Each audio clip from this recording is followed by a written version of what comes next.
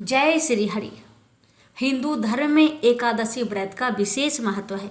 यह व्रत भगवान विष्णु जी को समर्पित है। कार्तिक मास के शुक्ला पक्ष में देव उठनी एकादशी का व्रत रखा जाता है। इसे प्रबोधनी एकादशी या देवोत्थान एकादशी भी कहा जाता है। इस साल देव उठनी एकादशी 12 नवंबर 2024 दिन मंगलवार को है। धार्मिक मान्यताओं के अनुसार इस दिन भगवान विष्णु योग निद्रा से 4 महीने के बाद जागते हैं और सृष्टि का फिर से संचालन करते हैं। इस दिन से ही चतुर्मास समाप्त होते हैं और शुभ मांगलिक कार्यों की शुरुआत होती है। जानते हैं देव उठनी एकादशी 2024 का शुभ मुहूर्त।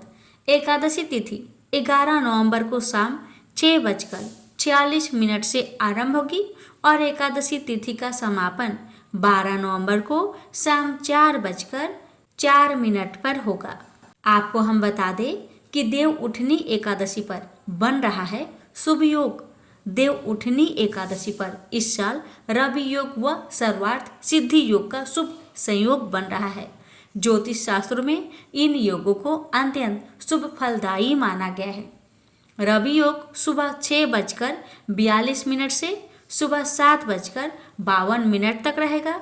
सर्वार्थ सिद्धि योग सुबह 7:52 से अगले दिन सुबह 5:50 तक रहेगा।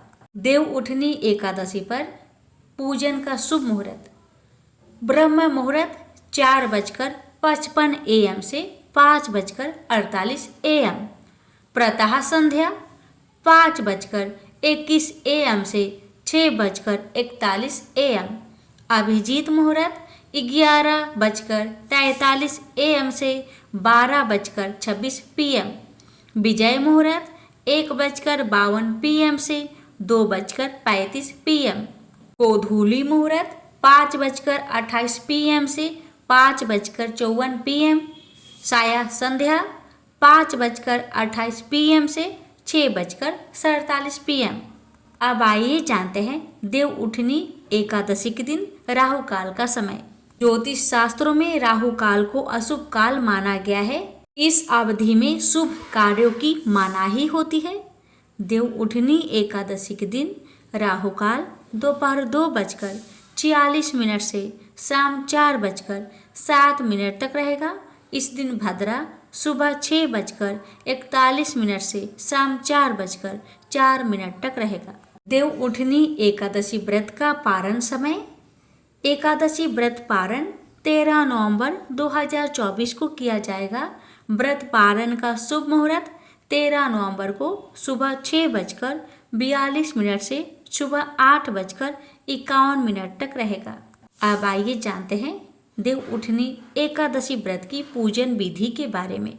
प्यारे भक्तों, अब आइए जानते हैं देव उठनी एकादशी व्रत की पूजन विधि के बारे में और विष्णु भगवान की आसान मंत्रों के बारे में। देव उठनी एकादशी व्रत पर सुबह जल्दी उठकर स्नान ध्यान करें और भगवान विष्णु के व्रत का संकल्प ले। मंदिर की साफ सफाई करें और भगवान विष्णु धन की देवी माता लक्ष्मी का स्मरण करें।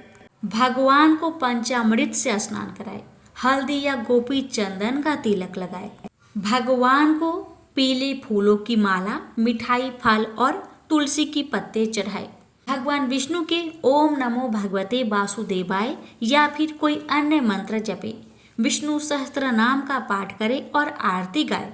इसके बाद दिन भर व्रत रहे। किसी गरीब या ब्राह्मण को भोजन कराए, दक्षिणा दे।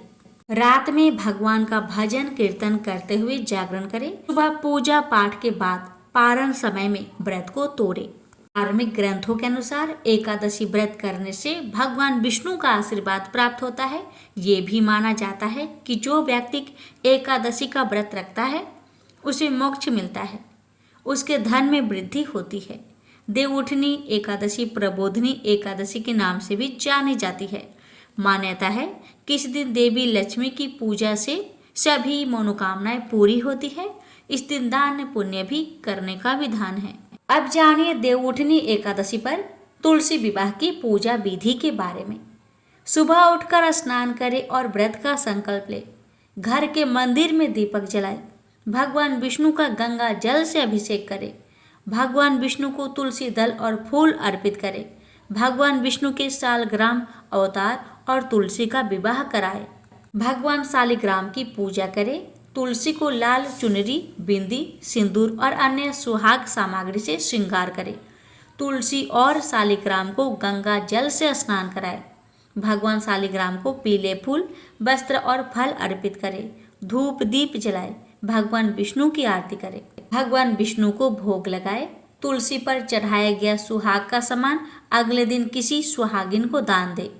शाम को सूर्य अस्त के बाद तुलसी की पौधे के पास घी का दीपक जलाए।